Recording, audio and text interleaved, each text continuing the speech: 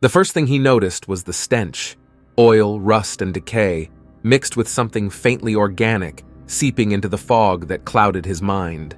His vision wavered like static on a broken screen, each blink bringing fragmented images into focus. He lay crumpled in filth, a pile of metal scraps, his body barely responding.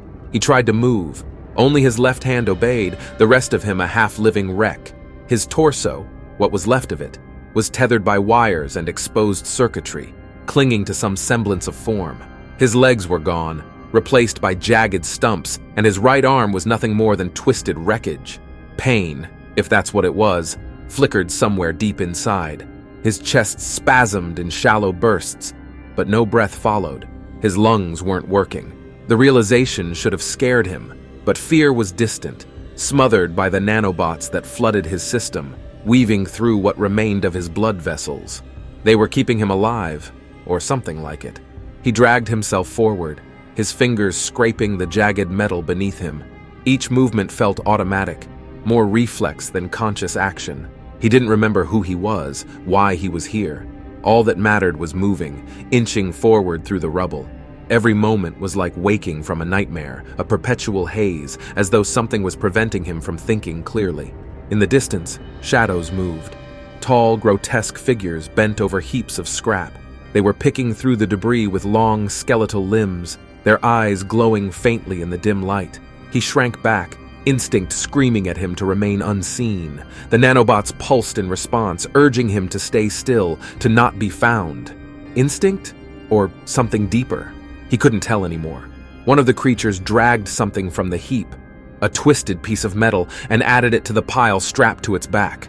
It moved with a purpose, methodical, like a scavenger on autopilot. This wasn't Earth. He knew that without knowing how.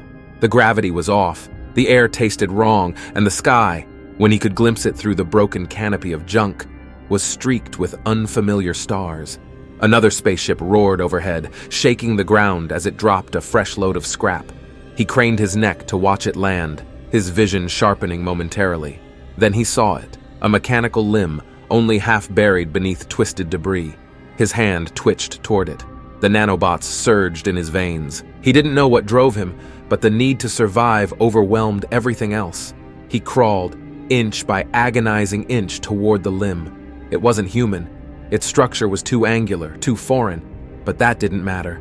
His hand found the cold metal, and the nanobots did the rest. They swarmed over the limb, binding it to his body. He watched in eerie detachment as wires burrowed into his flesh, melding bone and steel. The limb twitched, then it moved. Time became a blur after that. He scavenged piece by piece, crawling through the scrapyard, hiding from the creatures, finding mechanical parts that would integrate with his body. Each addition made him stronger, but with each new piece he felt less himself. What was left of his flesh was disappearing under layers of cold metal, transformed into something unrecognizable.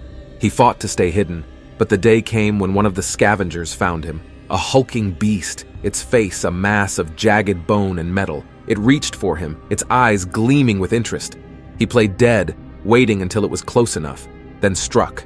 The battle was desperate, clumsy.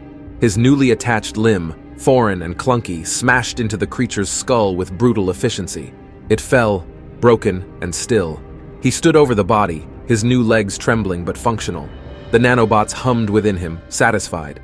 Later, when he finally stood tall again, he remembered. The war, Earth under siege. He had been one of the first augmented soldiers, built to fight, built to survive. He remembered the battlefield, the tremor in the sky, the explosion that tore him apart. Now here he was, rebuilt, reborn in this graveyard of forgotten machines. But was he still human? Or had the nanobots claimed him entirely? He looked down at his twisted, alien limbs and knew the answer. The human in him had died long ago. What was left was something else.